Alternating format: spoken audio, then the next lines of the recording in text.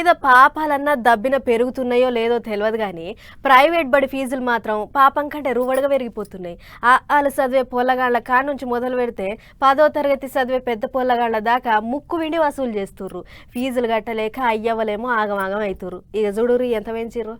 ఈ బడి ఫీజులు చల్లగుండా గిదేం పెంచుడులా రే వాళ్ళు చదివే పొల్లగాళ్ల కాడ నుంచి 10వ తరగతి చదివే పొల్లగాళ్ల దాకా బడి ఫీజులు లక్షలకు వాకినాయి. బళ్ళే కొత్త కంప్యూటర్లు పెట్టినాం, సీసీ కెమెరాలు పెట్టినాం, ల్యాబ్ సౌలత్ పెట్టినాం, పరీక్షలకు అక్కడికొచ్చే సామాన్ అంతా కొత్తది తెచ్చినాం, బిల్డింగ్ కిరాయి పెరిగింది, చదువు చెప్పే సార్లను మంచోళ్ళను పెట్టినాం, రాను పోను బస్సు సౌలత్ పెడితిమి అని గిట్ల తీరు కారణాలు ముంగటేసి అయ్యవ్వల కాడ నుంచి ముక్కు విండి 30% ఎక్కువ వసూలు చేస్తున్నారు ఫీజులు. ఇవి కాకుండా బట్టలు, బుక్కులు, బూట్లు, సంచుల ఖర్చులు సరే అటు సర్కార్ బళ్లనేమో సరిపోను పంతులు లేక ఎన్నడో గట్టిన పాత బడులు పర్రెలు వాసి నెర్రలు తెరిచినాయి.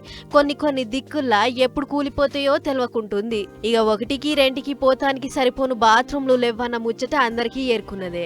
బళ్ళ కూడా పొల్లగాళ్ల చదువుకు అక్కడికొచ్చే ల్యాబ్ సామాను డొక్కుంది. ఏదో తూతూ మంత్రంగా నడుస్తున్న యాళ్ళ ఫీజులు జర్రంత ఎక్కువైనా సరే అని అయ్యవ్వలు వాళ్ళ పొల్లగాళ్లను ప్రైవేట్ బళ్లకు తోలుతుర్రు. ఇక ఇదే సందని అటు ప్రైవేట్ బడోళ్ళు కూడా ఇష్టం వచ్చినట్లు పెంచి పడేసిర్రు.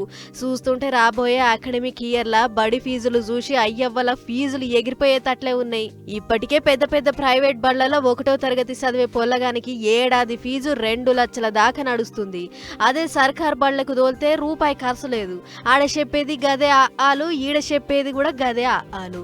అయినా సరే కొంతమంది అయ్యవ్వలు ఇజ్జత్ కా సవాల్ తోటోళ్ళ ముంగట నాదాని కావద్దని ప్రైవేట్ బళ్లకు తోలుతుర్రు. గీ ఎక్కువ ఫీజులు ముచ్చట మీద సర్కార్ గా మొన్న బడి ఫీజులనే తగ్గించే చట్టం ఒకటి తేవాలి అని ఆలోచన కూడా చేసింది. మరి ఇప్పటికన్నా సర్కార్ గా చట్టం ఏదో తెచ్చి గీ బడి ఫీజులను తగ్గించే ఉపాయం చేస్తే బాగుంటది అని అనుకుంటుర్రు గీ ముచ్చట చూసిన పబ్లిక్.